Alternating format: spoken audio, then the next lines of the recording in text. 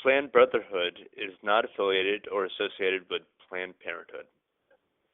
Planned Parenthood is a registered trademark of Planned Parenthood Federation of America, Inc. It must have been, it must have been, it must have been a happy time.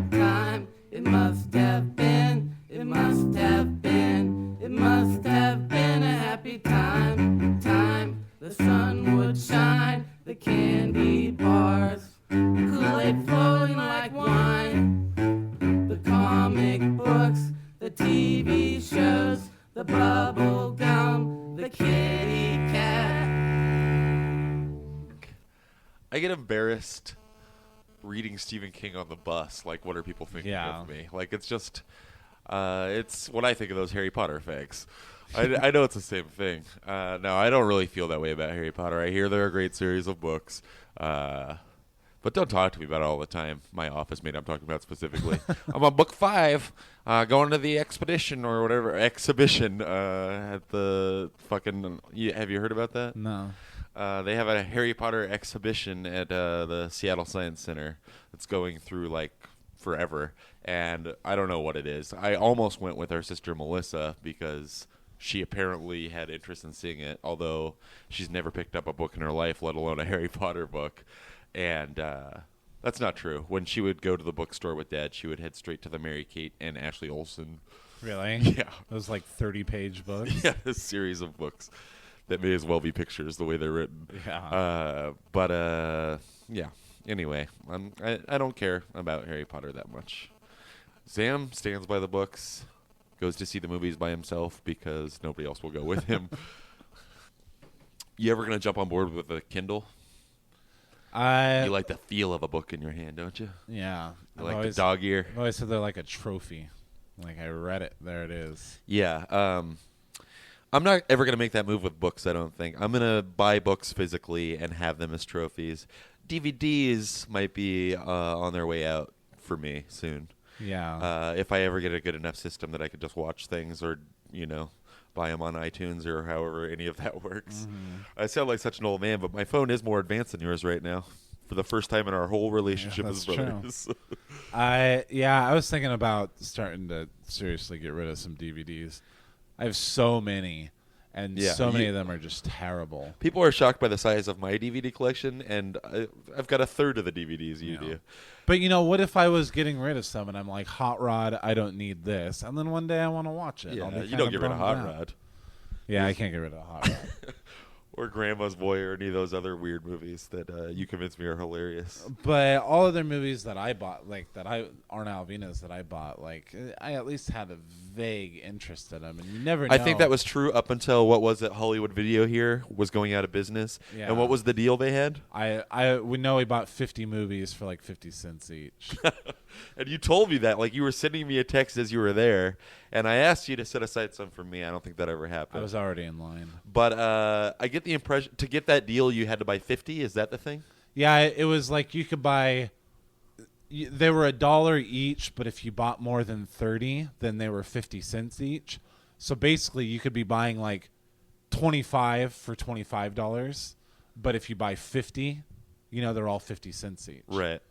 So when you guys first moved into this new house, everything was still boxed up, and I said I would help you guys out with unpacking, and really all that translated to in the weekend was unboxing your DVDs. Which would probably still be in boxes. Yeah, and alphabetizing them, which is necessary when you have that many, first of all. And also, I don't mind that shit. I found it interesting to dig through your movies. And you had the ones that you had chosen out from Hollywood like in a separate crate. And out of those 50 movies, I'd say 10 of them were decent movies. Like, I think really?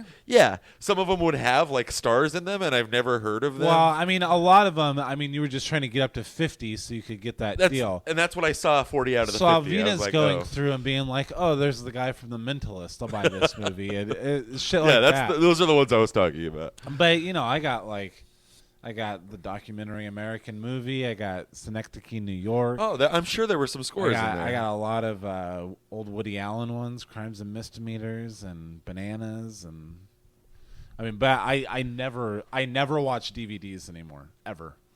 Except for in bed. When I'm going to bed, I'll put on a DVD and that's it. I gotta get rid of some. I'm thinking about getting rid of cable too. What? It's such a time suck. It's so bad. The hills have thighs. I will sit there for hours watching like Grey's Anatomy on demand, and I'm crying. Right? And I'm watching it because there's nothing else on. Like there's just nothing else on, and I'm like, okay, I'll watch this, and I'll cry to it, and 4 hours. Meanwhile, I've got homework I could be doing. I could be Sophia cleaning could the use some house or attention. something like that. But fucking, I mean, yeah, I gotta get rid of TV. I think. What's funny is my only New Year's resolution, because they never pan out, is that and this is gonna sound horrible. My resolution is to watch more TV. I don't watch a lot of TV, and I have good cable right now, HBO included, and I'm spending $100 a month on this cable and not taking advantage ever. Like Boardwalk Empire came and went, and it's not even on demand anymore, and I kept intending to go back and watch it, and I didn't. So I've been trying to watch more TV lately. That's been going pretty well. But like Dad was a slave to TV. Do you see yourself that way? Like Dad would literally zone out the entire family from the second he got home. I don't zone out the family, but I'm definitely just always watching TV. Alvina likes TV a lot, so not that we agree on a ton of shows, but like there are days like when I come home Thursday night from work, I get off at 10, I come home, and, on the DVR, there's all those shows, The Office and Forensic Files, 30 Rock, and all those shows, Parks and Rec, starting next week. And, nice plug. Yeah, so we'll so we sit there for just fucking hours and just watch all that stuff that was on that night. I love it. I do. I love it when like, I'm waiting on my bus and I'm like, man, there's some. It doesn't matter what it is.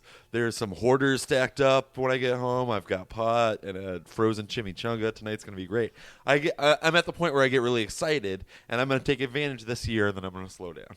But I'm gonna get caught up on a lot of things. I can't watch this year. Hoarders. Hoarders is terrible. That was a bad example. I'd choose Intervention over Hoarders. But. Yeah, sort of over Intervention too. It's always pretty interesting, but I don't understand. It's a slog, dude. It's depressing. I don't understand how they can not understand that they're on Intervention. Really, it's time to let that premise go. Like, yeah, that they're, yeah. Who's convincing them? Sacha Baron Cohen. It's like Lost. The show just had an expiration date. It should have, it's lost its appeal to me. Was that meant to be a pun? No. Oh, okay. What was the pun? Did you say Lost and then say Lost? Oh yeah. Mm-hmm. Yeah. Okay. So I think the last time we recorded, whatever the episode was that I was bitching a lot about work. So I'll get this out of the way quickly.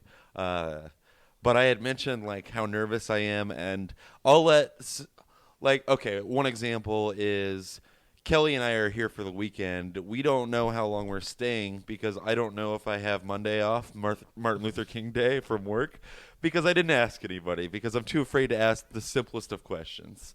If an email comes in with an issue I don't understand, my boss encourages me to go to her, and I'll just sit on it and research it like hell, which I guess is good. But like I take the longest route for everything because I'm afraid to interact with people. And I just wanted Unless you meet them on an online website. Like plenty of fit. I've tried to explain how that's different a little bit.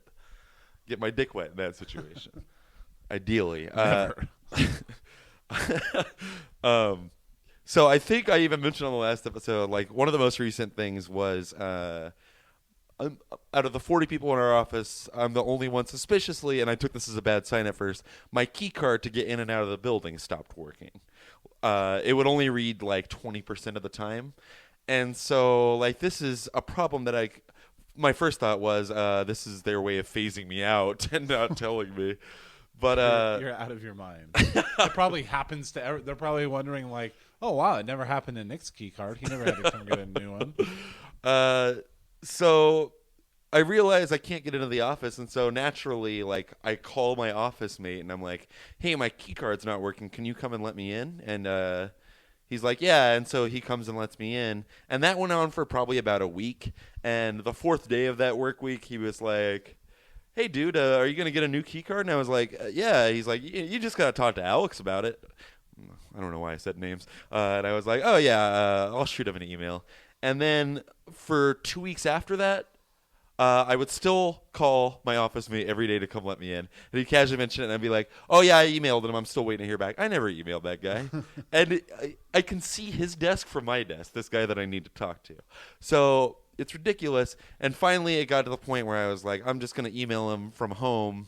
That way, I don't know what I'm expecting to go wrong. So I email him, and I'm like, hey, Alex, my key card stopped working. And I think my office mate's getting tired of... I don't know why I won't say my office mate's name, but I keep saying Alex over and over again.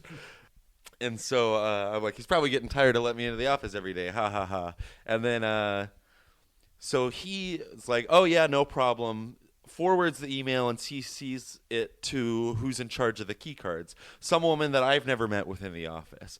And he's like, can you help Nick out here? And she writes back, and she's like, yeah, Nick, just come into my desk, and we can switch it out for you. And that's been 2 weeks ago now. As far as my office mate knows, I have a key card again because I'll show up 15 minutes early to work every day now and just lurk outside the door and wait for somebody to come out and use the bathroom and then ease my way inside. Wow. So my office mate will be like, hey, you're here early again today. I was like, yep. Meanwhile, sometimes I'm 3 minutes late because nobody's going to the fucking bathroom. That's the life I lead. What is wrong with you? You're a crazy person. So all you have to do is go to the I know it's crazy. That's why I feel like I have to say it out loud sometimes. Like, why don't you go to the lady's desk? What, you just don't want to talk to her? Yeah, I don't want to have that less than a minute exchange. And now it's weird because she emailed me almost a month ago. And if she thinks about it all, which I'm sure she doesn't, she's like, Nick never came by to get his key card. How is he getting into the office every day? I don't know what's wrong with me. At first I was rationalizing, well, I hate this job. I'm on my way out as soon as I find something else. Why bother switching out key cards when I'm not going to be here that much? But I'm not even applying for other jobs. Yeah. Oh, by the way, that's all I had on the key card thing. Is it wrong of me? I mean, we've talked about my issues, my lack of ambition with this current job, which I say has to do with the job. But a friend, I tell my friends, keep an ear out. If you hear of any openings somewhere, let me know. And so I get a text from a friend the other day that says, hey, Nick, just want to let you know that Subway's hiring by my house. Whoa. Now, nothing against people that work at Subway, but should I feel entitled, or do I come off as pompous if I think that I'm above working at Subway? No, I don't want to smell like bread all the time, first of all. I couldn't work at Subway. No.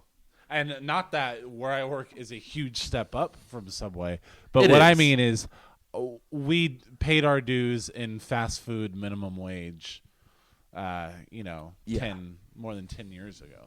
And you know I'm what? not willing to repeat that. Yeah, my office job now, I'm not comfortable there, clearly, and I only work there part-time, but I still make a decent amount because of my work history, previous experience. So to jump back to a minimum wage job, I think I could do it if it was like some bullshit retail, like video store or something like that, just because I'd be having fun and I've rationalized I can make this work. I can live on less money because at least I'm comfortable with my job.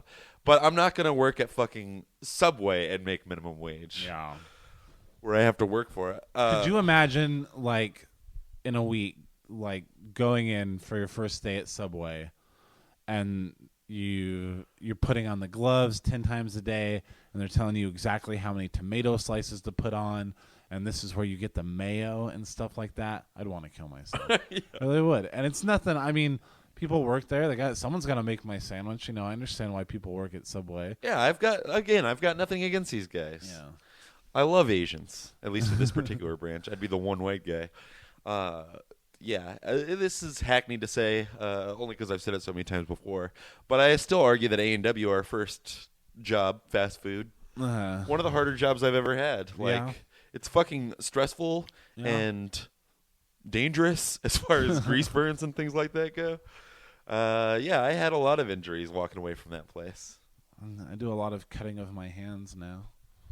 Yeah, I remember your mangled finger from not that long ago. Yeah. The most I have to worry about doing office work is what? Carpal tunnel, I guess. Fucking bring it. No, like at A&W, like you made friends easily there. You had a whole bunch of high school buddies at the movie theaters that you worked at here. When I You was were 20 always something. at Sherry's having pie and coffee, and so that's just stopped. Like you say you'd have fun if you worked at a video store. You think you can make friends with like the people who work at a video store with you? Are you asking more Have you lost your ability to make friends at work?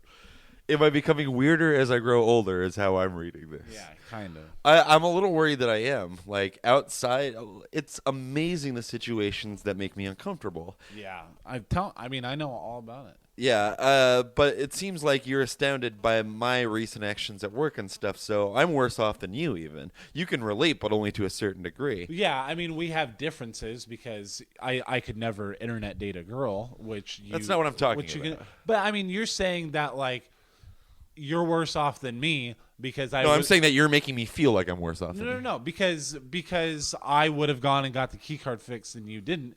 But that doesn't mean I think that you're making me feel like I'm worse off than you because you can internet date somebody, and I know I would never be able to do that. I mean, there's some things that we can do, and it's all circumstance, you know.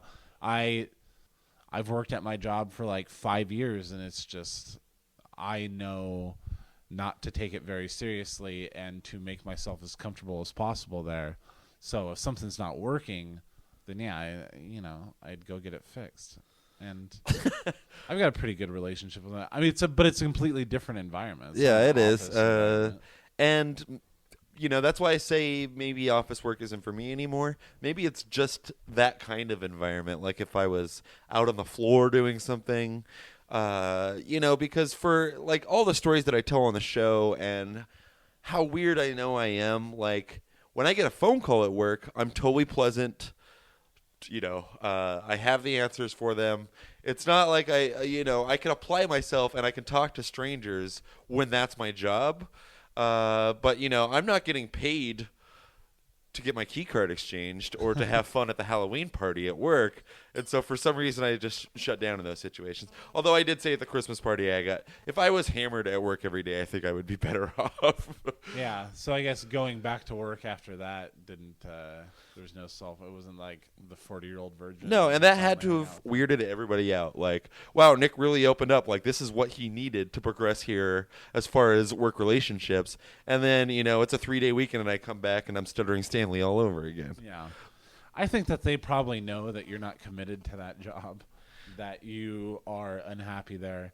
Because they have to know. When you say, "Oh, I won't exchange my key card because I'm not going to be here much longer anyway," they're taking that as a sign. Yeah. What if they heard you say that and be like, "Ugh"? So you're just using them for money.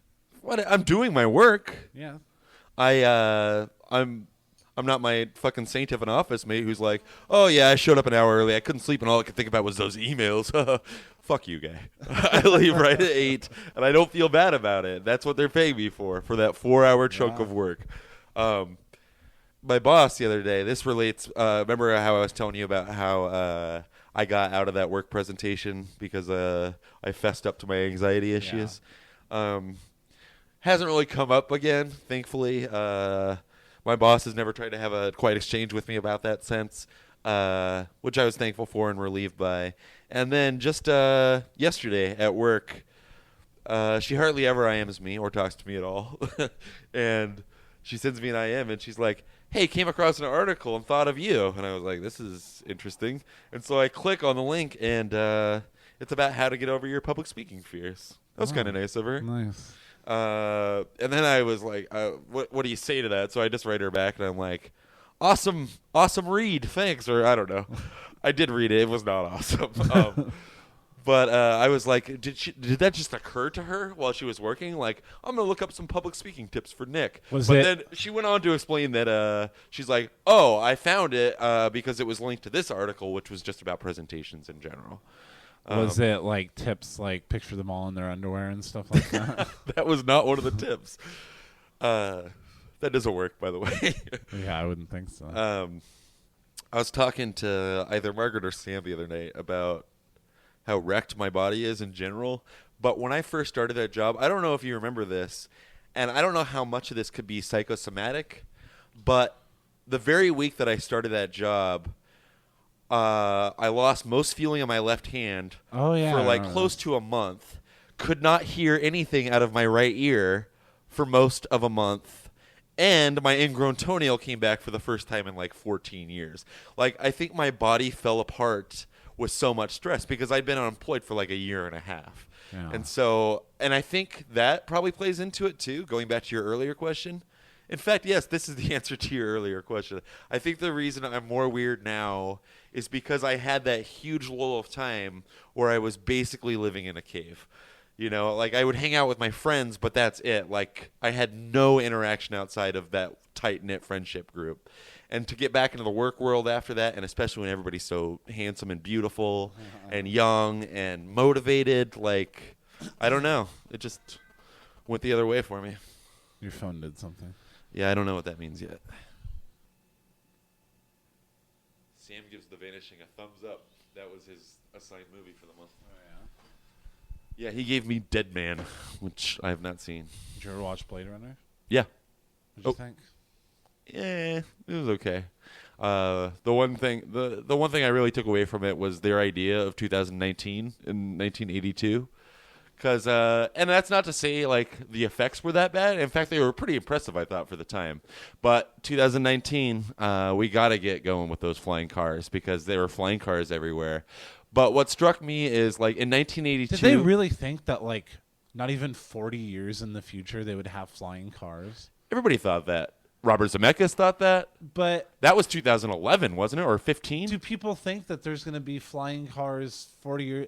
I guess Minority Report took place in like 2050 and there were flying cars. It doesn't seem to be something that they're working on. Oh wait, no, those weren't flying cars. This kind of ties into the point I came away with in Blade Runner is like, as Ridley Scott in 1982, like, visionary director, and you're coming up with your own idea of 2019 flying cars, obviously, because apparently that's the ideal. People dress pretty much the same. You could still smoke in all the buildings, which I found interesting. Apparently Yeah. that law is going to reverse itself. Yeah. But more than that, like, they got it all wrong with the flying cars, but the technology is so dated in 2019 in Blade Runner. Like, everybody, like, there's this extended scene where, you know, Harrison Ford, he's like finding this piece of evidence in a photo, and he's talking to his computer and saying, like, basically enhance 24 42, close in on this. And that's kind of cool, and I'm sure it was amazing back then because he's talking to his TV and it's doing work for him. But we got fucking iPhones and shit. Like, I know I sound like an old man, but it's crazy to me that they didn't think like that he could have that conversation with a thing the size of. Well, yeah. I mean, I think I've talked about it in here before. When I watched Escape from New York, Never the seen it. old Kurt Russell movie. Sure. I think it was John Carpenter. He there's a it takes place in the future. I don't know how far in the future, but it's the future, 21st century definitely. And there's a scene. He's got a remote that like activates a bomb or something, and it's like a huge fucking shoebox with like a 3-foot antenna that he pulls off of it and keeps in his back pocket. And you can clearly tell that like wardrobe department sewed on this extra big pocket. Like, you didn't think things would be smaller ever? Things always had to be huge and boxy. Like, Well, it came across on camera better. yeah, when I think back, when I think about what it might be like, I'm like, oh, I wonder how different it'll be. I wonder how obsolete iPhones will be. I don't think they'll turn into the size of a fucking house. What if we're wrong about everything? Think about Back to the Future 2's 2015. Yeah. Holograms are not that huge right now. I hope they make a comeback. But 3D's getting big. Yeah, so, that's true. That yeah. is true. And where did that come from? We decide in the late 2000s that's a good idea? Yeah. I don't know. By late 2000s, I meant. How do you even phrase that? Yeah, really. At the beginning of the century. Let's lay into 3D because you know what? I listen to a lot of podcasts. Don't think it's come up on any of them. Yeah, really, right? I don't even know that much. I saw Yogi Bear in 3D. Did you see Yogi Bear at all? Yeah. Andy Daly's hilarious. Is he? in it. He's really funny in it. Everybody I else assume is you saw it with your terrible. daughter, yeah? Yeah. How'd she enjoy it? She liked it. Laugh like a fool? Not really, but she liked it a lot. The colors and whatnot? Yeah. It was the first time she ever kept her 3D glasses on. Really? She's getting up that age. Aykroyd, how's he? Stand up? Oh, the voices are not good, and Tom Cavanaugh Ed from Ed, and Amy, who's the girl from Scary Movie? Not Amy. No. This is just for us now. Anna Faris. Anna Faris. They're terrible. Are they? They're so bad. T.J. Miller's pretty bad in it, but Andy Daly's hilarious. Was there was it full of current pop culture references, or was it kind of a throwback to the show? Well, it was kind of isolated in Jellystone Park, so I mean, it definitely wasn't in the past. There was new cars and stuff like that, but I'm not sure. I guess I'm asking more if like somebody said "Whoop, there it is" or something like that. Oh, I don't know. I would think that Boo Boo rapped at some point during it, but I think I'm only thinking that because it's Justin Timberlake. Yeah. I don't think it actually happened. Social Network just came out on DVD. I hear that they put in Justin Timberlake dances. I didn't even know you were going into a joke there. Yeah, I just watched The Social Network again yesterday, and I wasn't a fan of his the first time I saw it. Oh, he's great. And I'm still not a fan of him. Really? He's great. I did not like his performance. Watch it again. Bad acting. I've seen it twice in the theater. No, it's not bad acting. I think he perfectly captured that character. No, I don't think so. He was supposed to be that way. He was being too... No. That was him. That was what he was supposed to be. I don't know. You've not read the book, PJ. You've not read the book. I know over-the-top people, and I know what he was trying to capture, but to me it just looked like fucking Justin Timberlake out there having fun, and I don't want to... The creator of Napster was out there having fun, PJ. That's what he does. I know, but it looked like just Justin Timberlake. It looked like Justin Timberlake playing a role. Like Jesse Eisenberg's a fellow who I love, and I didn't think about The Squid and the Whale, which is like one of my favorite movies of all time. It's true. Because of him. Yeah, people... I completely got lost in his... And then little Joey Mazzello from Jurassic Park. I didn't even realize that was him until after I saw it. I still didn't realize it. Who is he? He plays the Dustin, the other guy that owns like 6% of the company. Moskovitz. Oh, wow. Yeah, that's Tim Star from Kid Jurassic himself? Park. That's the Star Kid, yeah. I was hoping I'd get that right. Yeah. So, going back to Eisenberg's performance, you're right, because, you know, he gets accused, is it Michael Cera or Jesse Eisenberg? Like, everybody in the world has said that, and their moms, who, strange. First of all, Jesse Eisenberg, way uglier than Michael Cera. Uglier? Yeah, I think so. Big time.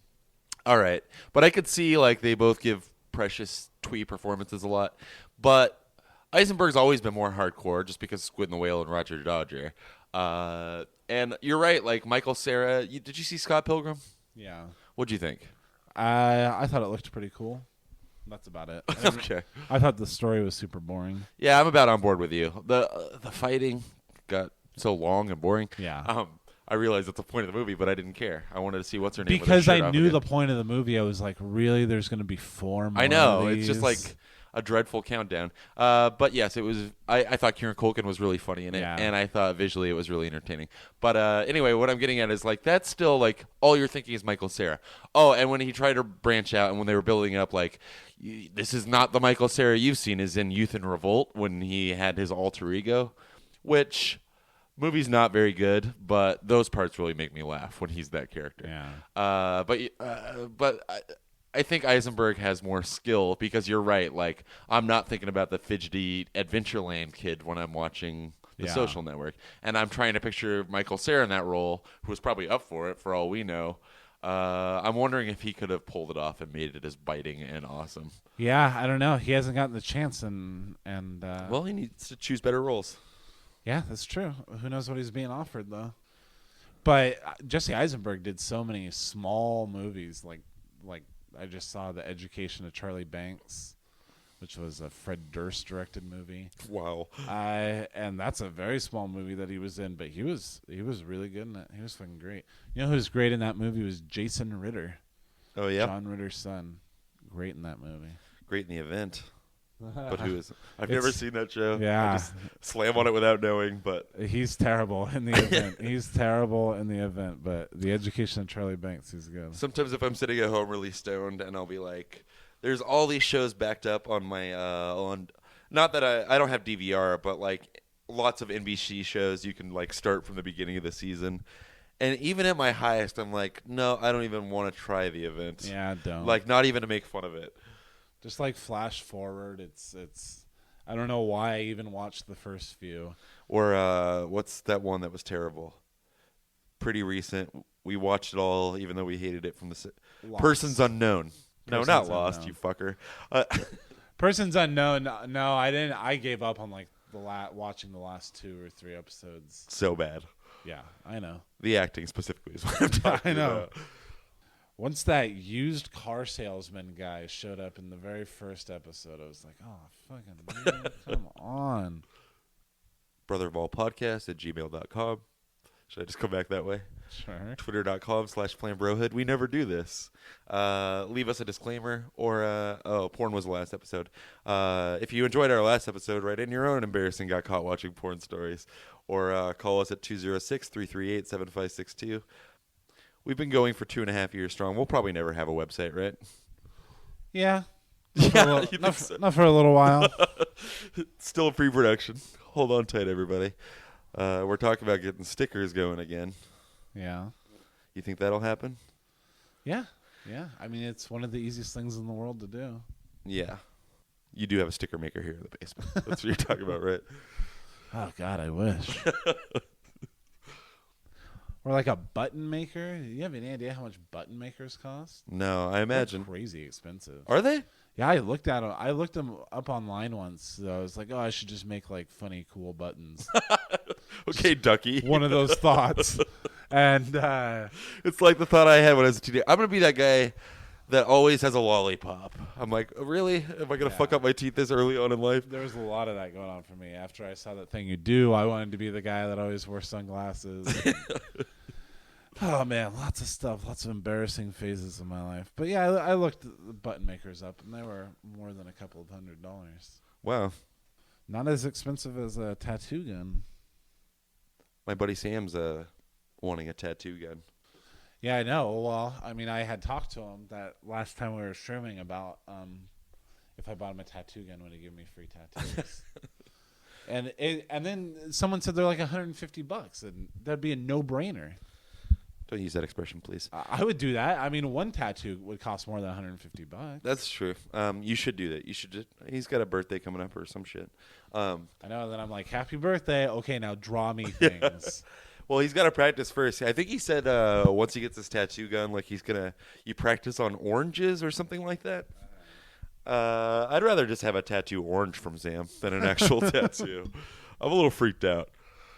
Do you think that later on when I start getting all my tattoos, because eventually I'll be covered head to toe in them, I should do the thing where like better to start at 30. Yeah. I have Sophie draw a picture and I get that tattooed on. Oh, Barrett style? Think about that, yeah. First of all, I don't think is that how you do it? You'd give her a Sharpie and let her draw on you? I thought she'd just draw something on a piece of paper. That's what I mean. Like if you're like, okay, what do you want Daddy to get a tattoo of? Draw it. Yeah. And then you take it in. I'd wait until she has some talent, possibly. Give it another couple of years. Yeah. She could understand, I guess. I've seen her Magna Doodles. They are lacking at best. Well, I mean, when she draws us, she puts a face and eyes and a mouth and hair and everything.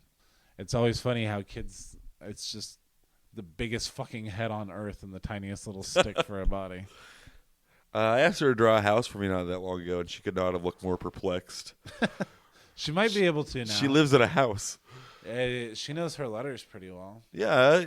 Hey, your kid's sharp. Nothing against her. You have to tell me. Remember when I bought her first puzzle and she blew all of our minds? Yeah. Is she still in a puzzle phase or no?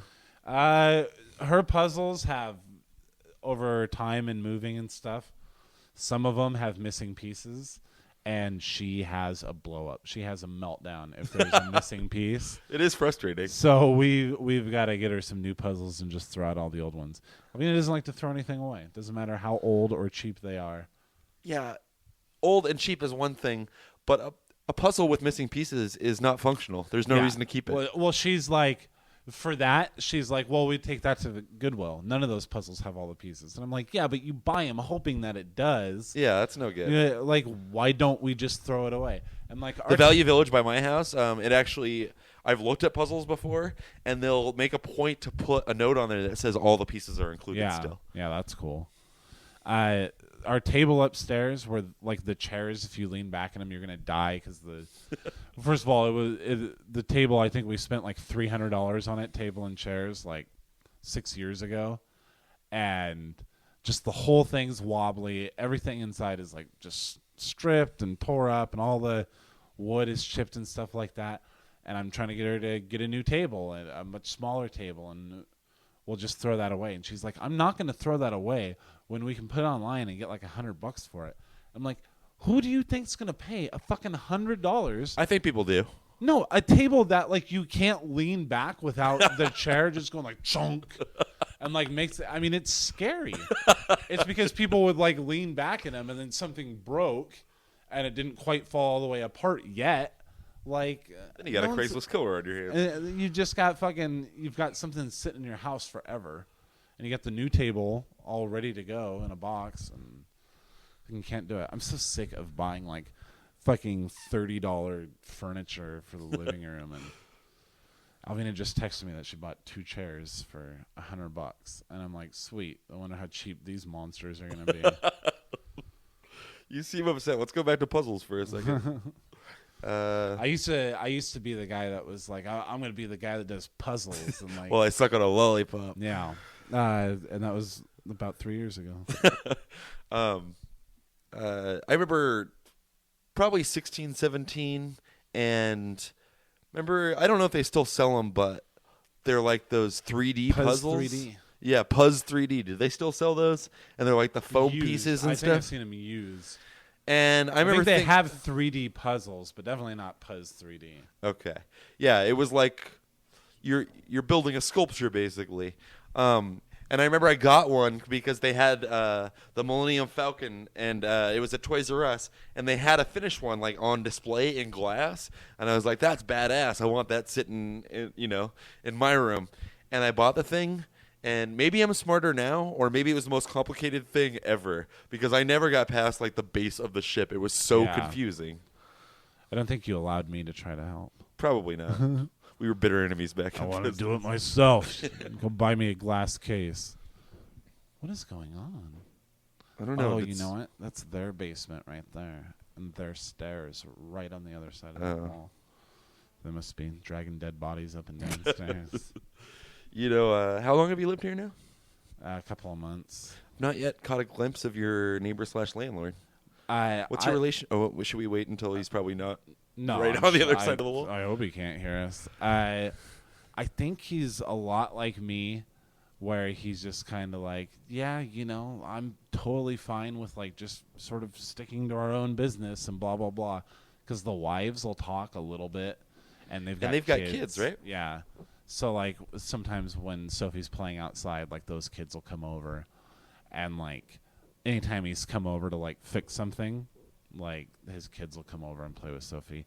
But he's a really nice guy, and we just mind our own business. We love it. I love everything about it. Talk to each other much. I mean, like occasionally I'll be leaving to go to work or something like that, and he's outside checking the mail, and he say hi, and sometimes he's like, oh, there's, like there was a package delivered, but we weren't home, so he signed for it, and I said, how dare you? And no, I mean, yeah, he's just a nice guy. I texted him if I could borrow his ladder to take down the Christmas lights. He said, oh, yeah, sure. After much discussion. I remember that. Yeah. I'm not the only weirdo in this room. Oh, yeah. Well, I mean, and I lie when I say I texted him. I had Alvina text him and ask. Oh, man, I felt bad the other day because we share a garage, and his unit's behind us, and the garage is behind that. It's kind of a hike for us to get over there. And I come out one morning. I left the garage door open all night. I pressed the button to close it, but I must have hit it again when it was in my pocket. I think I was here like for that. Yeah, that made me feel terrible because I was like, fuck, man. Like, he's got a garage full of, like, tools and shit like that. So I felt really bad. I'm glad nothing was stolen out of there. Alvina sent him an apology text. No, I know that he wouldn't have seen it because he could have closed it. So had he seen it, it wouldn't have been open. You know what I mean? Yeah. Because he would have closed it, obviously. But, yeah, that's my landlord. He's just a little guy. Little guy? Just a little guy, yeah. My landlord, he's a pretty cool guy. He's got some issues with my roommate and her lack of responsibility. Refusal to pay rent. All right, what's in on this? Now, listeners know Kelly and I, former guest of the show, lived together once upon a time, and it ended on really bad terms.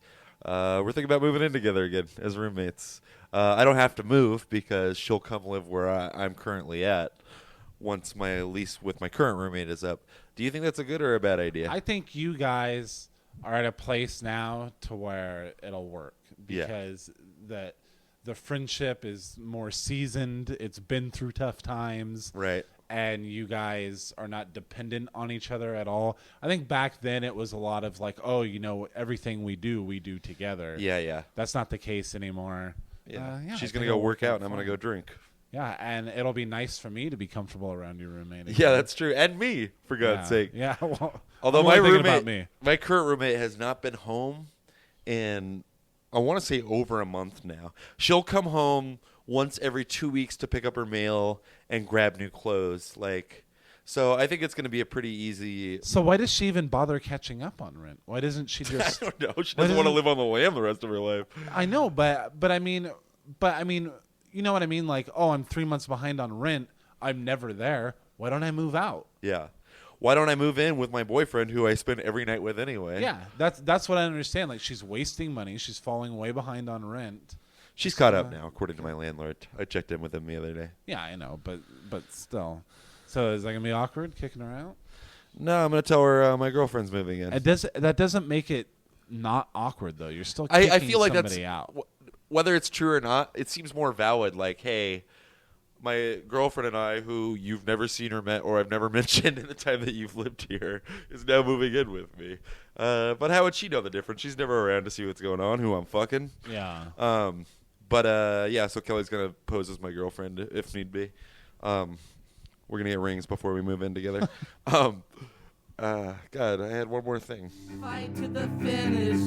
Fight, fight, fight, fight, fight, fight, fight, fight, fight, fight, fight, fight, fight, fight, fight. It must have been. It must have been. It must have